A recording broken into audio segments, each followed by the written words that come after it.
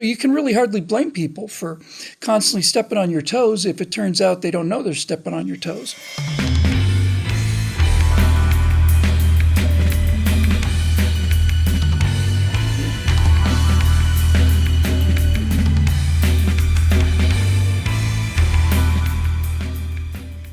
Well, hi, everybody. Welcome to the Virtue Signal. I'm Bill Whittle here with my friend Alfonso Rachel. And you probably know the drill by now. Each one of us tries to come up with something virtuous or vile, as the case may be, and see if we can work out some of the philosophy and the morality underneath it. So, Zoe, I'm not super proud of this one. I got a text earlier today from a couple of relatives of mine who, 8 years ago, maybe 9 years ago, I used to visit all the time for Thanksgiving. And the last 2 or 3 times I was there, they're very liberal. They just kept poking me, just couldn't stop.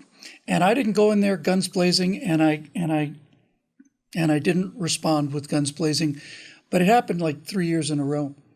So I finally just decided I'm just not going there anymore, because I'm either going to retaliate, which would be ugly, or I'm going to sit there and take it, which made me nuts. I just decided to stop going. So anyway, I got a text from them today. We had sort of, I hadn't seen them in 7-8 years. And back in COVID, they sent me a couple of messages and we're basically reconciled. I was very happy to see the text today. I was happy we're reconciled. So today's topic is grudges. I don't grudge easily. Kind of takes a lot to grudge me. But when I get grudged, I'm a pretty serious grudge holder. In fact, it's almost like a binary thing for me. Some people, when people start poking at them, they get a little upset, a little more upset, you know what I mean? And then they kind of start laying out where the boundaries are and start, kind of responding and stuff. And then me, I'm just like, I'm here, wham, And I'm not real proud of that. And I think about it and I realize, hey, what a wonderful surprise. We're back to our old friend Pride again. Imagine my shock.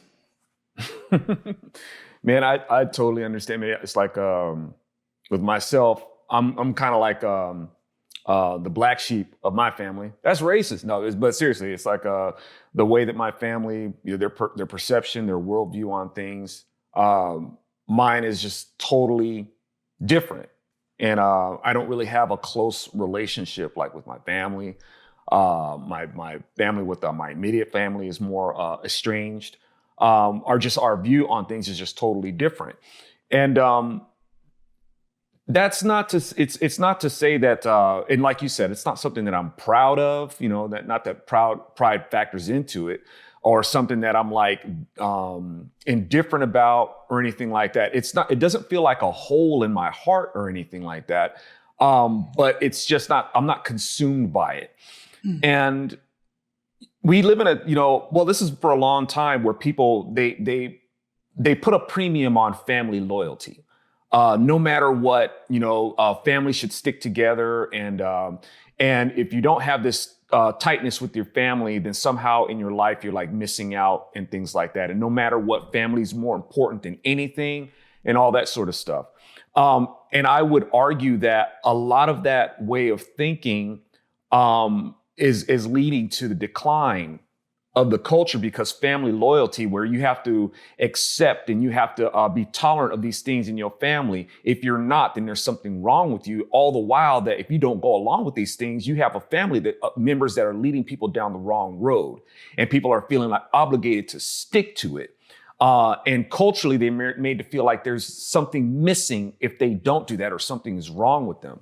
The Lord himself says, don't assume that I've come to bring peace. I've come to bring a sword. And I will drive, and paraphrasing here, I will drive this sword between fathers and sons, mothers and daughters, in-laws, whichever, your friends, doesn't matter. The Lord himself doesn't put this premium on family loyalty. Even his own family members thought he was crazy. Mm-hmm. And that's why he would say, when they would say, hey, Jesus, your family's looking for you, man, your mom and your brothers. And Jesus, like, my mothers and my brothers are over here. Mothers who accept me for who I am. My brothers who accept me for who I am. These people, just because they're my blood doesn't necessarily make them my family. So and that's it. Maybe to some people that may sound like a calloused view of looking at things, but in the long run, we can see that because of these loyalties of family, people are becoming colder. People are there's this misappropriation of what love is. And people are becoming more disillusioned, more insecure, more broken, these things that people are being driven by. But they think that as long as they have family, then everything is going to be okay. And once again, just to wrap this up, I'm not trying to be dismissive about family and turn people off to family. I just don't think that people should be made to believe that just because they may not have this, I guess, deep hallmark channel connection with their family, it doesn't mean that there's something missing, or that you're inadequate or anything like that, or you're missing in some sort of relationship. Well, they famously say, you don't get to pick your family, but you do get to pick your friends. Problem is, I've developed some grudges against friends too, and it was the same pattern. It's like, dude, dude, this is, goodbye. Yeah. And it, you were talking about the relationships. To me, it seems like things are getting more brittle. They're not as supple, not as flexible. They're just like, okay, done. And I think the internet's got a lot to do with that. It's just kind of like, goodbye, you're unfriended, you're ghosted, or whatever the case may be. But really, for me, I think it's two things. It's like when people step on my feelings, I should say something about it right away, and I don't. And when they hit me in the same place again, I start to get, sensitive about it. When it keeps coming, I get to the point where I just, it's like here, it's gonna trip. It's gonna trip that circuit breaker. There it is, done. See you next life. And that's not a mature way of doing things. It's not an adult way of doing things. But nevertheless, there it is. And I will say in my defense, because somebody has to say something in defense of this miserable quality of mine, that when people make a rapprochement, when somebody who I've been, on the other side of a grudge with reaches out first, I'm golden. I'm grateful and happy. I don't think I've ever had anybody say, "Hey, man, I'm really sorry about all this stuff happened," and then we go, "Well, I guess I'm kind of waiting for that." It's just pride, and really, it's a lack of security about nipping it in the bud, Andy. Early. It's like, you're stepping on my toes here, man. You just did it again, dude. You just did it again, and I don't do that. And so you can really hardly blame people for constantly stepping on your toes if it turns out they don't know they're stepping on your toes. But it's a dynamic that I see more and more of these days, and I see, especially with politics invading everything the way it is, and the politicization of everything. I see lifelong friendships and family, just being severed over trivial stuff, really small stuff, and everything gets a little more brittle. And I think, again, it comes down to this strange new world of the internet, where we each get to hear our own echo chamber of news and stories and narratives and all the rest of it, and we diverge a lot more than we would otherwise. And certainly that's what touched this off. These people I had very, very, very fond places in my heart just kept attacking me like I was the person that Rachel Maddow says that I am. And the thing that irritated me so much about that is, I said, "You've known me my entire life. We've known each other our entire lives. You want to accuse me of something like that because somebody on TV said that's what Republicans do? You really?"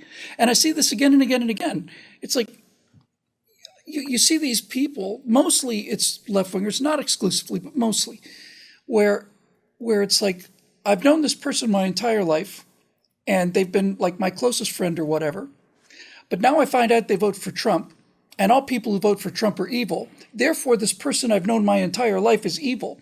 Therefore, they're out of my life. And the reason I know they're evil is because somebody I've never met before ever has told me that they must be evil because of this, and this. That's right, man. You know, the thing is, politics, of course, people, we feel like it shouldn't. It's like, look, man, how come we can't discuss politics and at the end of the day still be friends? You know, and well, I know it seems shallow that people end up becoming at odds or don't talk anymore.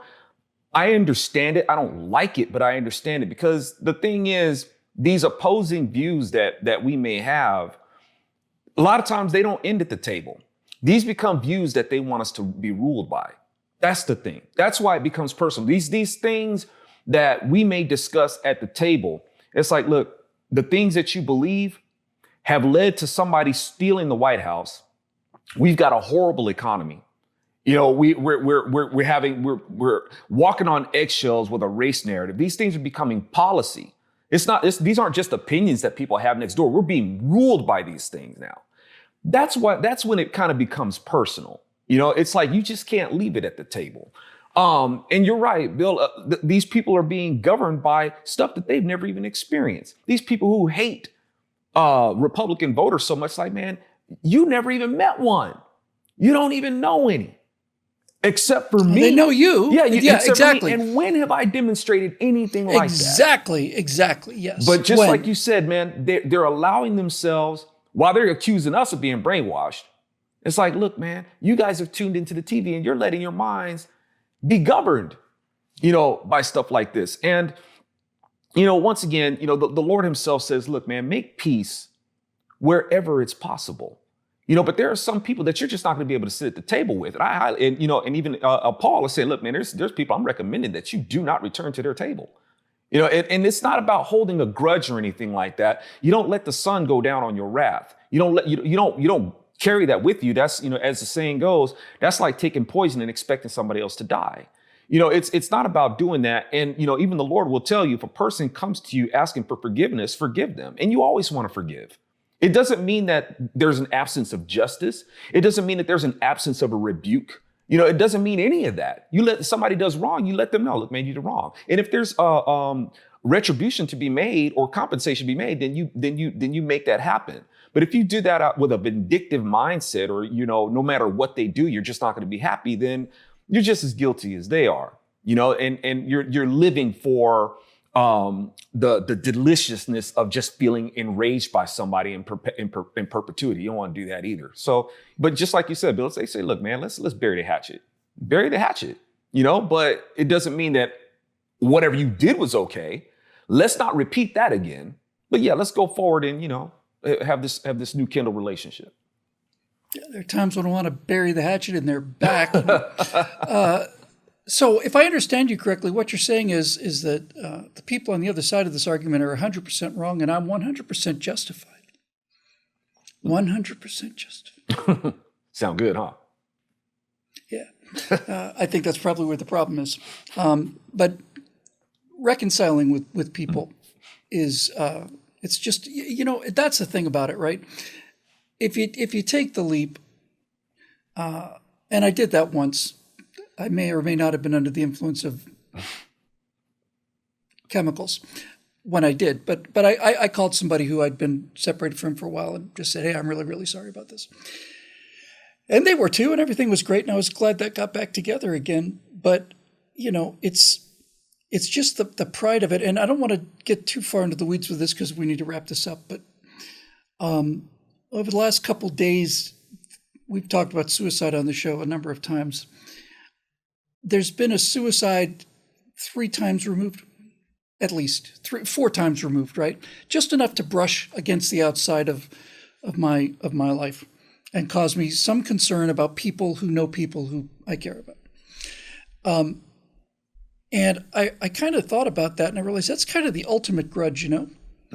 It's kind of like the ultimate, all right, you know, screw you. I've heard people say that when people shoot themselves, it's somebody else that they're aiming at. And when I was trying to talk about this with the person who's twice removed from this, I said, yeah, I forgive the graphic imagery, but this is kind of clear. It's like, I'm going to shoot myself in the head and you're standing over there. So I'm going to shoot this way, right? I'm going to make sure that my suicide hurts you as badly as it possibly can. And it has the satisfaction of being the last word, right? You don't get to retort to that.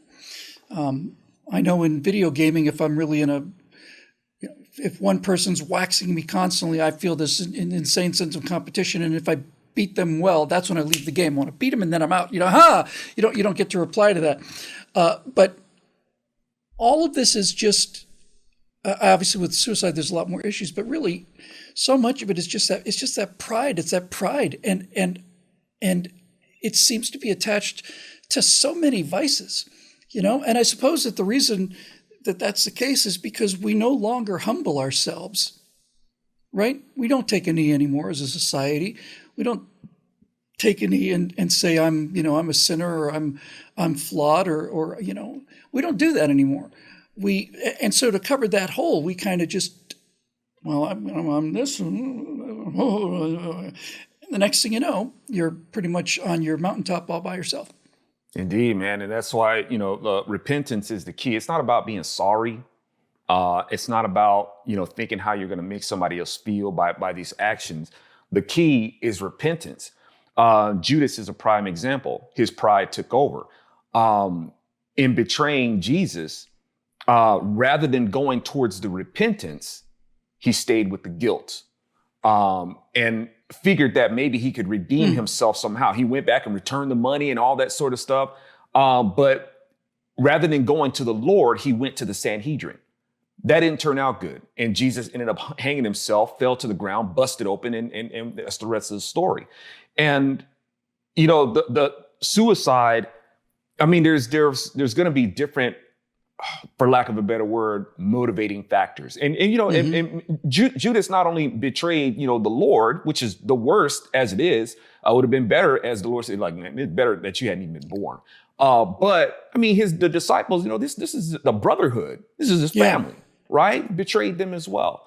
So Judas doing what he did, or people, going down that road, whether it's they're wanting to affect. Sometimes people, when they commit suicide, it's maybe not even, and that's part of it. It's like, look, man, I'm gonna aim this suicide at you. I want to hit you where it hurts. But at the same time, I'll make you sorry. Yeah, I'm gonna make you sorry. Now you're gonna show that love that you should have shown me in the first place, because you're gonna lament over my death. Now it's gonna come out. And sometimes things like that make suicide seem attractive to other people. Look at all the outpouring of love that people are showing now that this person is dead, right? Or it's a sense of, I'm going to do you a favor. I'm worthless. I'm this. And people start beating up on themselves. And maybe the only thing that they think that they can do to redeem themselves is remove themselves from it. In this case, that'd be kind of like Judas. And that in itself is the poison of pride. It's like, look, man, don't be so full of yourself to think that you're going to make the world a better place by sacrificing yourself. It doesn't work that way. And now one would say, well, isn't that what Jesus did? No, Jesus didn't sacrifice himself in that fashion. Jesus was a soldier. Okay, Jesus sacrificed himself in the sense of, hey, grenade, I'm going to throw myself over it. That kind of sacrifice. It wasn't some self-righteous sacrifice of, I'm going to do this as a favor to you. It wasn't a drama queen move. Right. As we've said repeatedly on the show, this is a spiritual war. And that's how Jesus, in this sense, is like, look, man, I'm going to get captured by these troops. I'm going to be taken prisoner and I'm going to be tortured. Meanwhile, while they're distracted by that, you get your behind out of here. Get to the chopper. Okay. So that's the kind of stuff that Jesus did. But in terms of forgiveness, and how we're dealing with whether it's our family, whether it's our friends, and these things that we don't want our politics per se. And yeah, it is political. It doesn't matter whether it's abortion, whether it's the economics. People say these things are moral issues or whatnot, and they shouldn't be political. When you're going to try to make these things law, sorry, it's political. That's just the way it is. But it'd be great if we could just be at peace with these things. Unfortunately, trying to be at peace comes with being complacent. And you may even be at odds, even with your family. The time in American history where this got really ugly is during the Civil War. I know that's a hot button for a lot of people as it is, and that's exactly the point. All right. And people, blood relatives, went to war over this. Whatever you want to think the war was about, People, kinfolk, went to war with each other because they're like, look, man, I ain't living by this. You want this, and I don't think it's right. And I'm gonna have to go to war with you, to make it stop. Well, it's interesting if you imagine, like, as a thought experiment that that Pontius Pilate said, you know what, let him go. And then Jesus and his remaining 11 disciples are there, and Judas walks in with a hangdog expression. I can see the other 11 disciples just, shooting daggers out their eyes, and Jesus just essentially not holding it against everybody. You ought to make a religion around that kind of thing, because it's a pretty noble thing to do. That'll do it for this edition of the Virtue Signal, made possible by the members here at BillWhittle.com. For Alfonso Rachel, I'm Bill Whittle. We'll see you next time right here on the Virtue Signal.